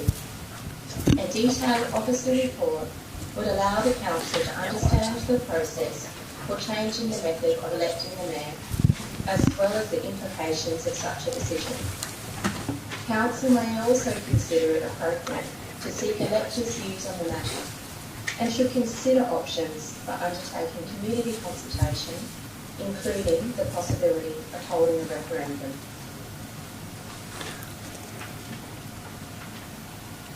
Okay, do I have a seconder? Councillor Podovnik. Is there anyone against? Councillor Congleton. You wish to debate it? Okay. Councillor Scanlon, you can start the debate. Thank you.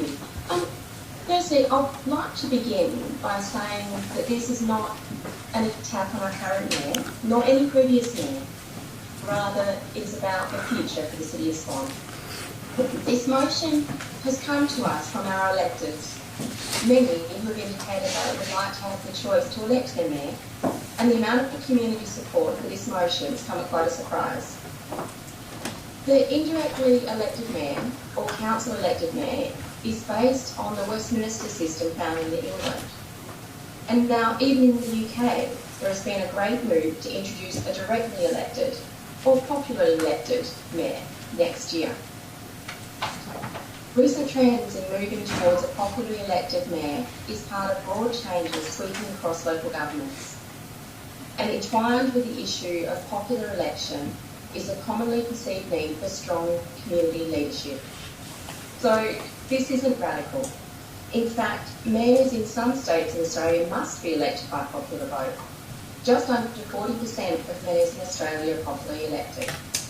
And I noticed a correlation between the size of the local government and the method by which a mayor is elected. Other local governments of similar size with popularly elected mayors include the cities of Stirling, Wanneroo, Rockingham and Joondalup. We are such a large local government that it just makes sense for us to move to properly elected mayor to represent our city. The successful candidate would have to share their personal mandate with the community, and the community would choose the person who they see as most fitted for that position. This person would therefore have the support of the majority of the community, and this in turn would raise confidence in the community in the City of Swan. Popular election of a mayor would give electors a chance to consider the mayor's mandate and vote accordingly, giving the community, the mayor and the council assurance that they voted in the way the majority of the City of Swan want them to.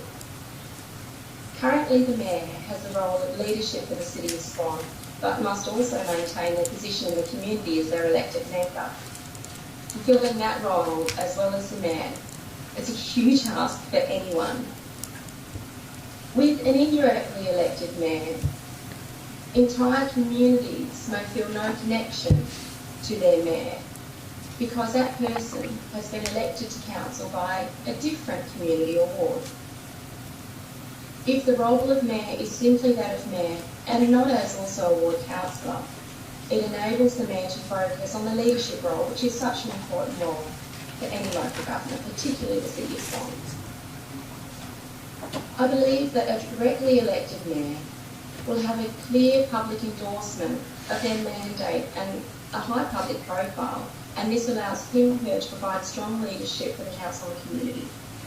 Popular election of the mayor would make the mayor more accountable to all residents, not just to one ward, and their personal mandate would see them enabled to appeal directly to constituents and to represent a diverse range of community interests right across the City of Swan. A mayor elected for the full 4-year term of the council can also contribute to providing stability for the city.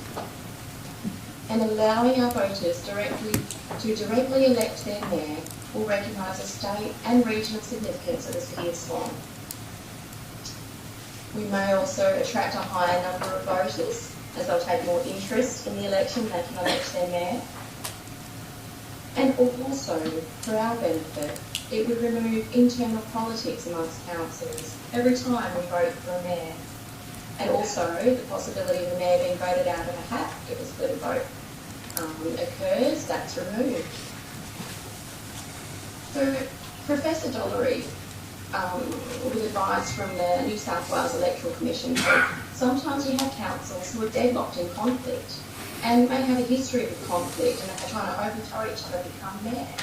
And that can become difficult. And in this case, there is a strong case for a directly elected mayor because that person can break the deadlock. There's many positive reasons for this, but what we really need to see... You have 30 seconds left, Councillor. And that's it, thank you. Were you calling my time? No, I said you got 30 seconds left. Oh, okay, thank you. So, I've lost my train. So, a report from staff would outline all the pros and cons to the council of changing the method of electing the mayor, and I'd really like to urge all councillors to support this motion. Thank you. Okay, thank you, Councillor. Okay, the seconder, Councillor Plovnik. Right. Now, although Councillor Scanlon clearly supports a directly elected mayor, this isn't a motion where Council endorses changing to a popular elected mayor tonight. Ultimately, that's not what Councillor Scanlon's motion is asking. It's simply a request for more information to be presented to Council so we can have an informed discussion. And a closer look at this option will help us decide if this is a change we want to make or not. A decision to popularly elect a mayor is a debate for another council meeting. Tonight, this motion is simply a request for more information and for this information to come back to council so we can make an informed decision to either change how we elect our mayor or keep the status quo. Please support this motion. It's nothing more than a request for more information to be given to council. Thank you, Councillor. Speaker against the motion, Councillor Congleton. Thank you, Mr Mayor. Firstly, I'd probably like to go to the officers' comments. Excuse me, on page 553, which would indicate 553 in a hard copy, which would indicate some of the time parameters sitting around the bolded part of Councillor Scanlon's motion, which was to include the option to hold a referendum to seek electors' views. Given the position we're at this late hour of the year, I'm concerned that whether this would be actually doable by these timeframes. And I'm also aware of the structure that's required to move through to a popularly elected mayor, with a complete ward review being required and a reduction in councillors' numbers to accommodate a popularly elected mayor to achieve 15 representatives in the chamber. So it's just not as simple as the CEO preparing a report on the process.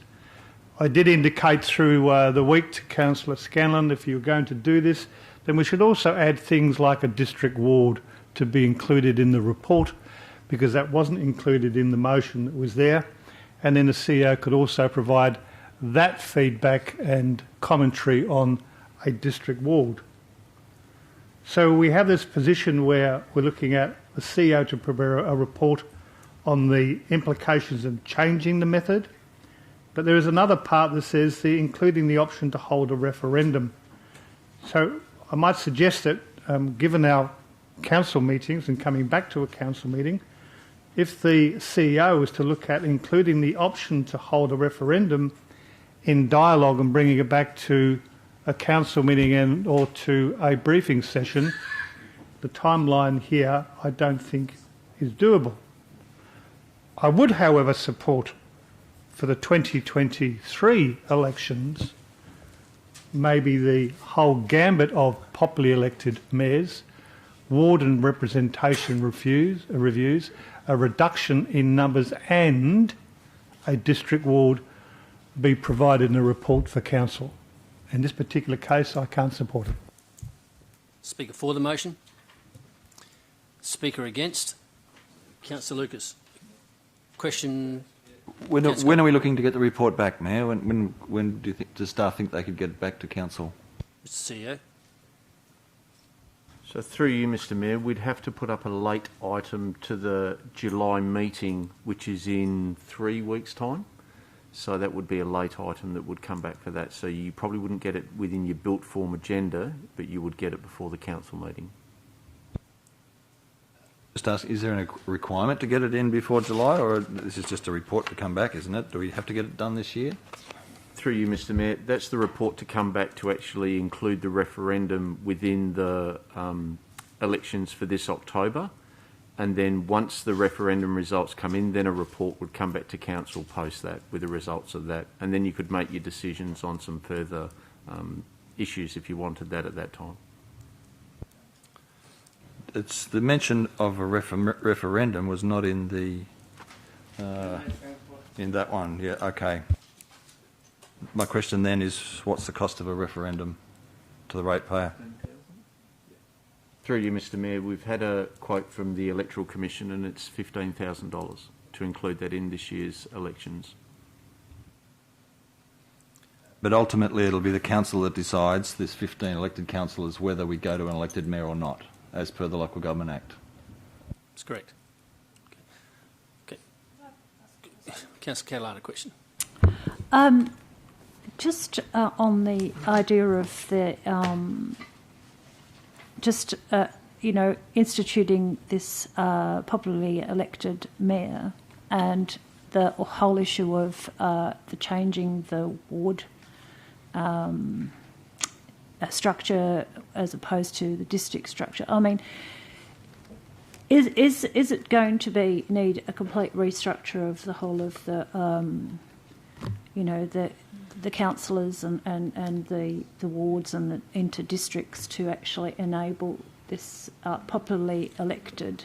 Okay, so I can help you. That would be part of the report, but you can only have 15 councillors. Yes. That's the maximum. The mayor does not have a ward. So if you go to popularly elected mayor, that takes one councillor out, which means you would have to do a total ward redistribution to meet the quota. So the ratio of councillor to elector is plus or minus 10%, very similar to federal and state. So you would have to do a complete ward boundary readjustment, which is not a simple task. The last one we did back prior to 2017 took months and months. The counter option to that is go to district elected where there are no wards. But that would be part of your report. That's going to be part of the report that is going to be prepared for July, in the next 3 weeks. Point of order, please, Mr. Mayor. No, the subject you said of a district ward is not mentioned in this motion at all, and therefore it wouldn't be contained in a report being brought back to the council. Sorry, Councillor Catalano, that needed to be... Well, that's what I was trying to clarify. Yes. I was trying to clarify that point, because it doesn't seem to be enough time, but it's 3 weeks, to actually put all that together in a comprehensive report to be able to carry this through for this year, which, unless I'm wrong, and that's why I was asking the question. Mr. CEO? Just through you, Mr. Mayor, the report coming back in 3 weeks' time would deal with the issue around the referendum and the costs associated with that referendum to be included within the 2021 elections that are being conducted within October. An outcome of that process may be council moving into a district as opposed to ward structure. But I also wanted to clarify the question from Councillor Kiley as well. The results of that referendum, because it would be post the October elections, would be dealt with by the new council appointed in October of this year and not a decision of the current sitting council. Sorry, now I want to clarify. So the referendum is on whether we have a popularly elected mayor or not, even though we haven't actually got any information as to whether it can be whether we're going to have this district. So in fact, we're putting. I'm asking a question. Is that putting the cart before the horse? Because we've given people an opportunity to have their say without actually deciding in this chamber as to whether we're prepared to actually alter the structure of the ward system. And it's costing us 15 grand. Yes. Yeah. So, does that seem to me to be? Yes. Thank you. Okay. So we've got a mover and a seconder. Councillor Congdon is speaking against the motion or a speaker for the motion. Councillor Johnson. Yeah, thanks, Mr. Mayor. Look, when I read the motion,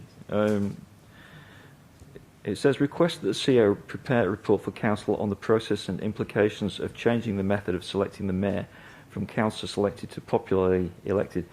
It's a very straightforward motion, and it is very broad in its scope. I believe the CEO has very wide scope to decide how to respond to this. It could be multiple reports coming back to council. I think the CEO has made it clear that the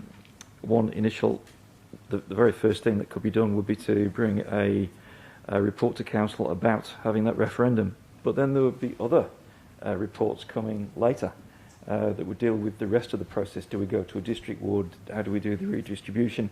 What year does it happen? What other consultation is needed? So I don't think there's any reason to be concerned about this. It's quite straightforward. No, I think the CEO could easily manage this. So I support this because we've got multiple meetings ahead of multiple times where we will be debating this in the future if this motion is successful. Thank you. Speaker against the motion. Councillor Lucas.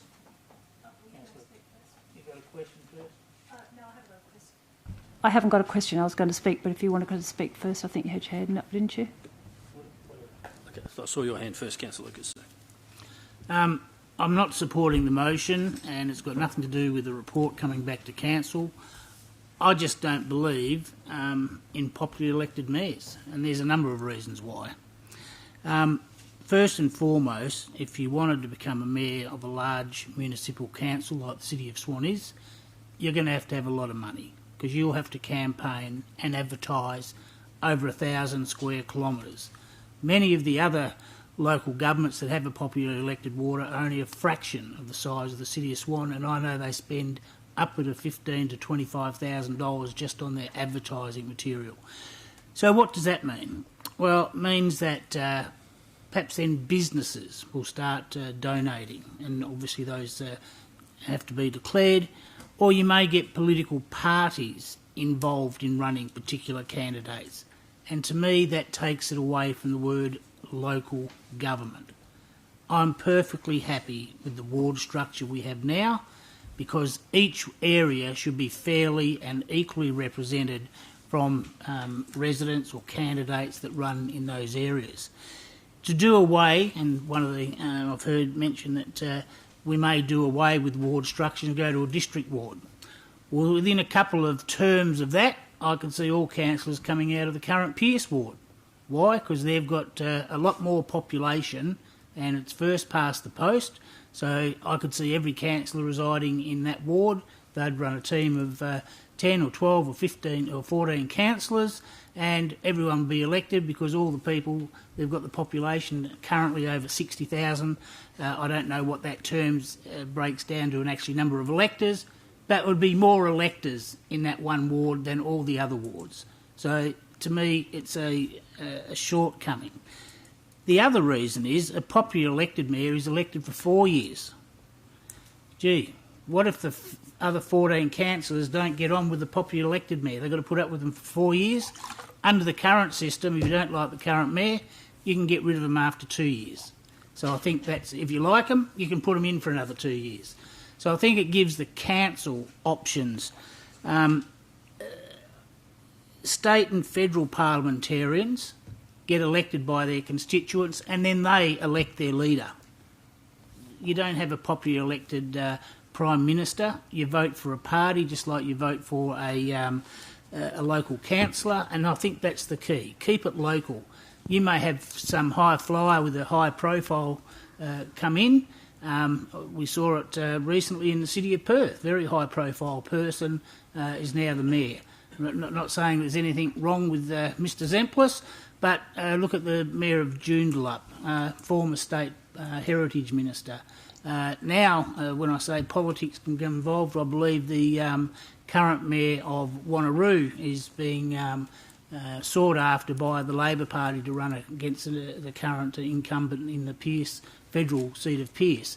So I think there's going to be a blurring of the line. I've had many years' experience in local government elections, and going back a number of years, there were some popular elected mayors down south of the river, and within 2 to 3 years those councils were sacked by the Minister for Local Government because the council could not get on with the mayor because they had no input into who their mayor would be because it was done by popular election.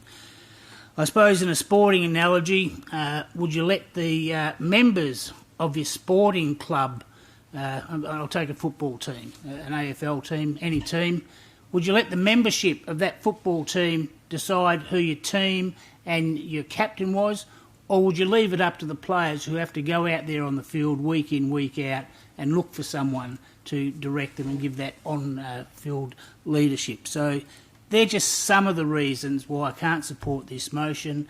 Whether you go through extensive reports or not, I think I just can't support it for the reasons I've outlined. As I said, I think we need to keep it local and leave it up to the elected members in this chamber to elect the mayor who we want. And if after 2 years we change our minds, or the current council changes its mind, they've got that option. And I think that's a much a better system than the one put before you tonight. Thank you. Councillor Lucas. Speaker for the motion. Speaker against. Councillor Catalano. Yes. The idea of a popularly elected mayor I'm not against, but I am concerned that this referendum is going to be rushed through. And the one thing is that it requires for this change to take place is, as we've ascertained here tonight, like some pretty extensive and radical changes to the wards and the boundary, the ward boundaries and into these perhaps districts, or which is radical. I mean, very radical. And I think that that can't be rushed. So what I'm really concerned about is that if this goes through tonight, what we'll end up with is people voting and expecting that, you know, how they vote, how the majority vote, that will be put into action, that's what's going to happen. And if it won't happen, because in fact the radical changes to the structure, the ward structure, are just not supported by the council later on, then it's going to be a great disappointment to all those people who had an expectation that this was a referendum which was going to be a measure of what they wanted. So, in fact, I think it's much more prudent to do this the other way round, which is actually go through the whole, consider the whole restructure and to make this a feasible option. And then if council wants to go that way, then to then let the community know that if they want a popularly elected mayor, that they're actually going to have their wards and areas redrawn, and that there may actually be implications, as Councillor Lucas says, for less representation for their area in the long run on this council. So there's all kinds of ramifications that come from this that are quite that need a lot of thought, and that actually people need to be educated about before they tick the box and say, "Oh yeah, I want to make my decision as to who's the mayor." And I mean, I suppose the biggest example of popularly voted on people in positions of power would have to be Donald Trump, like him or not. But, I mean, you can end up with a personality who is not necessarily really reflective of what people want, but that's the personality. It's the sort of, that sort of celebrity side of it. And that needs to be put out there as well in terms of, is this what you really want when you tick the box, when the ratepayer ticks the box? So there's lots of things to consider, and I think it shouldn't be rushed through, ultimately, is what I'm saying. Thank you. Thank you, Councillor Catalano. Speaker for the motion. I've got a question. Your question, yep. Not disagreeing with anything Councillor Catalano said, I'm just seeking clarification. This motion is really asking Council to consider a restructure and consider a referendum. We're not bound, once this report comes back in July, we're not bound to a referendum, are we? Is it literally just a report examining those options? Is that what I'm understanding? Sir? Yeah, if I can, through the Chair. The report coming back in July will deal with Council proceeding with a referendum in the October elections, and it will allocate the budget to undertake that process at $15,000.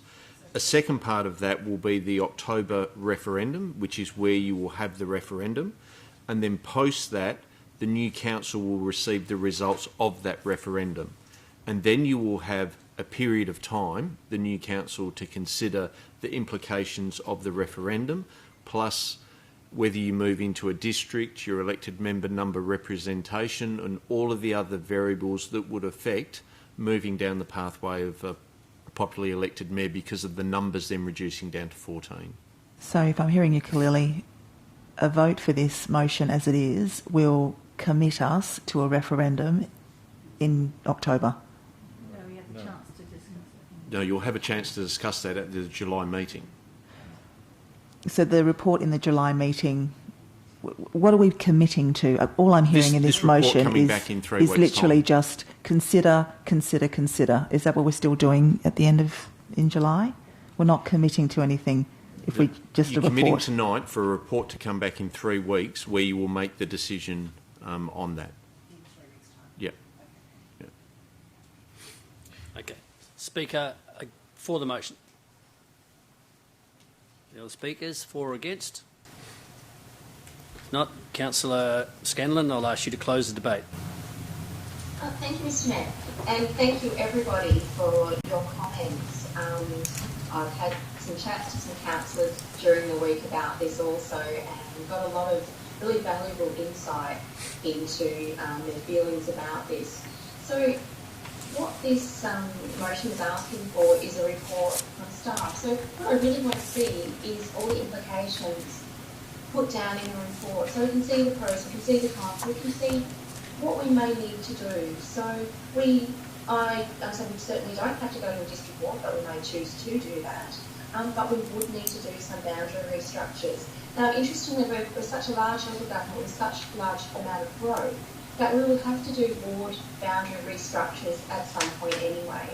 You know, local governments do them all the time. We just did one in 2017, and it's not a radical thing to do a boundary review.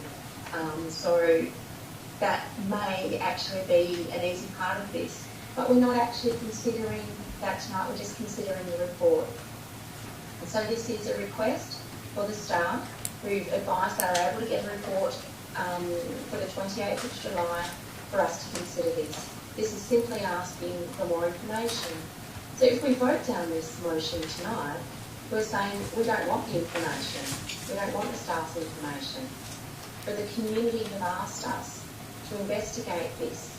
I've had quite a few emails, phone calls from people asking about this, asking about electing, could we possibly change the method of electing the mayor, and they've said, you know, can we have a say in this? And we're just asking for a report, because I don't know all the pros and cons. Many councillors have been here for a long time and have an idea, but I'd really love to see a report. We're not deciding right now to go for a referendum. We may decide in July of at the July 28 meeting, not to proceed with the referendum until a later date.